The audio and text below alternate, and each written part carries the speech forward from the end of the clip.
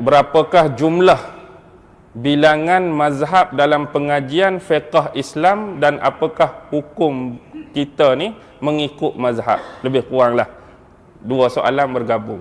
Berapakah jumlah mazhab dalam pengajian fiqh Islam, jumlah mazhab, dan apakah hukum kita ni ikut mazhab? Lebih kuranglah.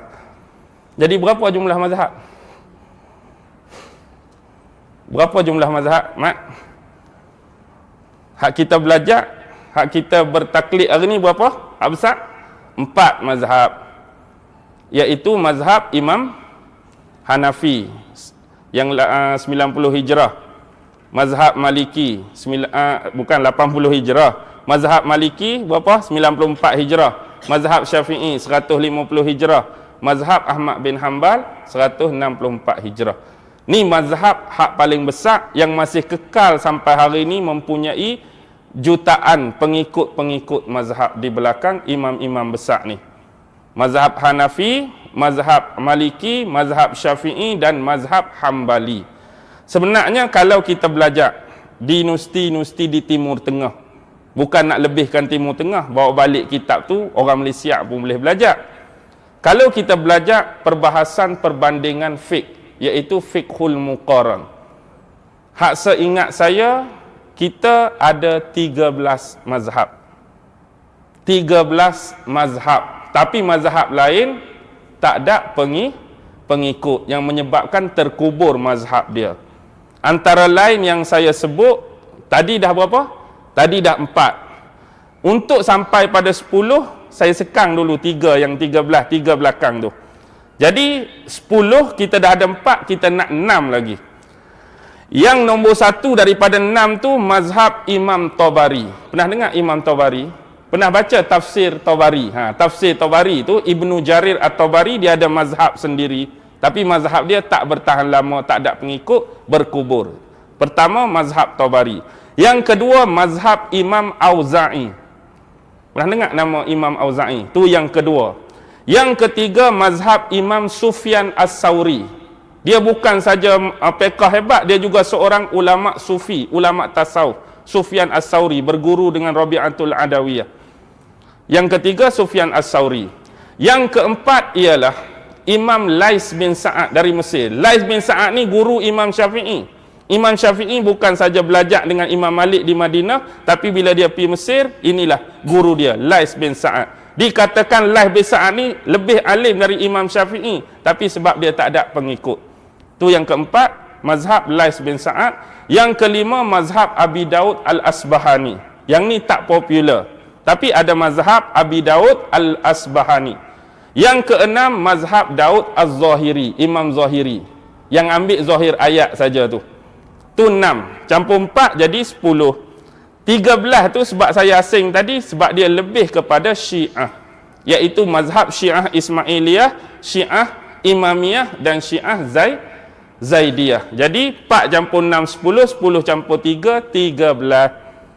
Itulah. Jadi perbahasan fiqh muqarran bukan semestinya satu hukum tu ada 13 mazhab ni, tak. Kadang-kadang satu hukum tu ada 5, kadang-kadang satu hukum ada 6, kadang-kadang satu hukum ada 7, 8. Pandangan-pandangan imam-imam mengikut mazhab dan kecenderungan masing-masing. Jadi hak setakat saya belajar ada 13. Kalau orang lain belajar lebih lagi, ilmu dia lagi tinggilah. Apakah hukum bermazhab? Hukum bermazhab.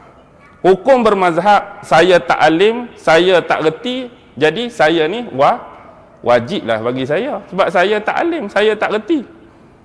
Takut orang lain hak hebat, dia rasa dia terror, dia rasa reti, aku tak payah pakai mazhab.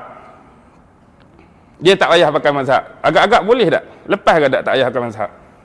Dia macam ni sebenarnya, yang dikatakan tidak bermazhab. Bukan tak bermazhab, macam ni. Kita lah ni, kita ada penentuan. Kita lah ni, kalau orang tanya hang mazhab apa, kita mazhab apa? Mazhab Syafi'i. Ada satu lagi, dia bukan tak mau mazhab, dia tak tolak mazhab, tetapi dia nak macam ni. Dia nak sekiranya datang satu hukum, kita kata hukum A.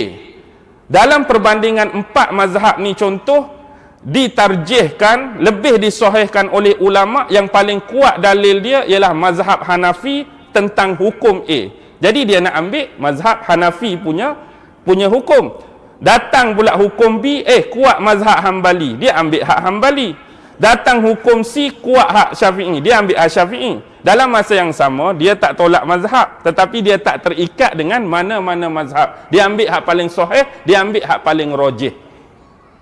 Nak kata dia keluar, tak, sebab nak keluar apa? Ni dia ambil Syafi'i, ni dia ambil Hanafi. Tapi dia tak ada penentuan macam kita tadi, tak tertakluk tetap kepada Syafi'i. Dia ambil hak umum. Jadi apa-apa pun, dua-dua masih tertakluk dalam taklukan kemazhaban. Jadi ni satu cerita lagi orang yang betul-betul nak keluar. Aku nak pakai Quran teguh, aku nak pakai sunnah teguh.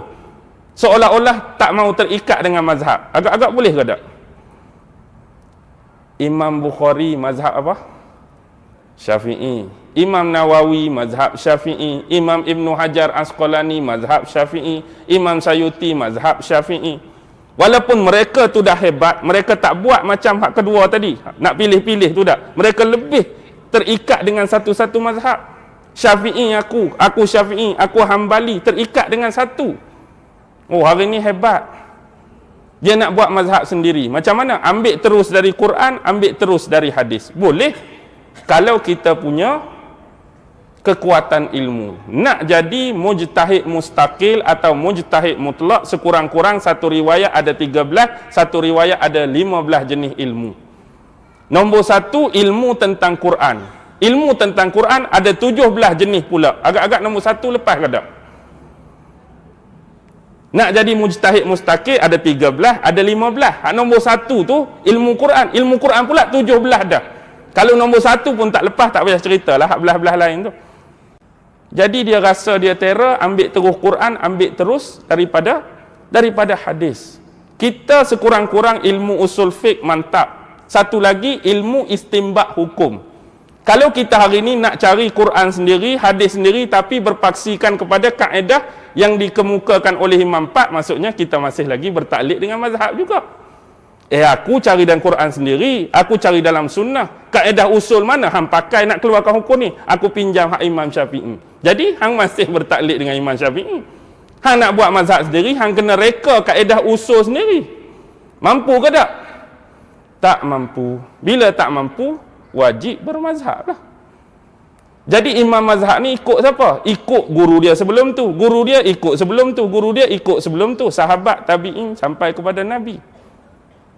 Ke mazhab ni dia pakai kitab Feng Shui ke, kitab Weda ke, macam mana? Dan sampai tak mau ikut mazhab. Macam ni lah kiasan paling mudah. Hari ni kalau saya nak buka laptop, saya nak buka notebook, saya nak buka desktop, saya kena bermazhab. Ada 3 mazhab utama. Pertama mazhab Windows, yang kedua mazhab Linux, yang ketiga mazhab Mac OS. Operating system dia panggil OS. Sama ada nak layar pakai Windows, pakai Linux, pakai Mac OS. Tanpa guna hak ni agak-agak boleh masuk ke tak, Mak? Tak ada siapa berani nak masuk. Maksudnya waktu berkomputer saya kena bermazhab sama ada Windows, saya kena bermazhab Linux, saya kena bermazhab Mac OS. Boleh tak ustaz saya nak reka OS saya sendiri, operating system? Silakan kalau hang mampu. Apa nama dia? Nama dia Bangang OS contoh.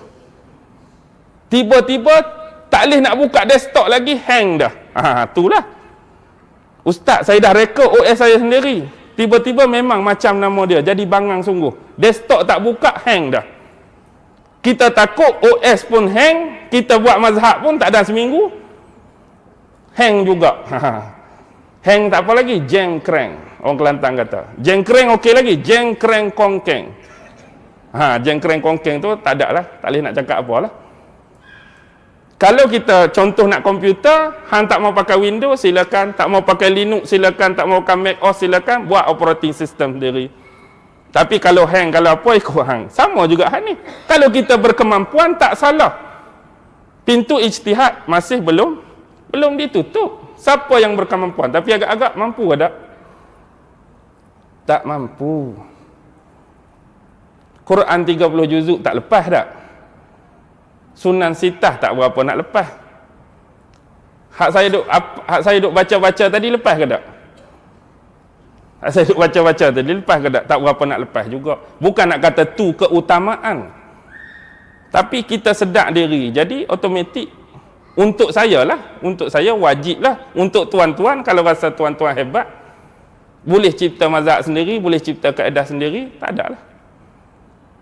Jadi persoalan paling penting, mampu atau tak mampu. Terjawab tak agak-agak? Terjawab tak? Kias sekali tu. Balik guna Windows juga tak? Balik guna Linux juga. Jadi tak selesai. Bila nak selesai? Wabillahi taufiq wal hidayah. Wassalamualaikum warahmatullahi wabarakatuh.